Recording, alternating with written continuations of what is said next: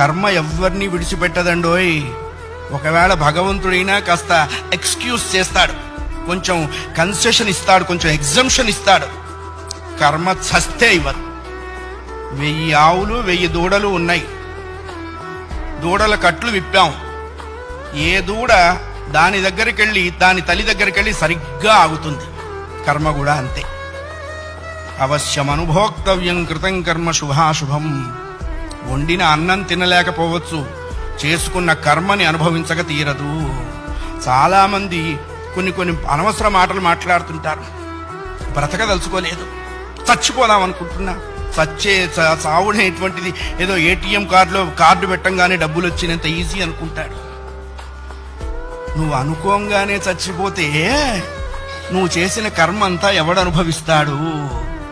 కర్మానుభవం అనుభవించడం కోసమైనా అది నిన్ను బ్రతికిస్తుంది.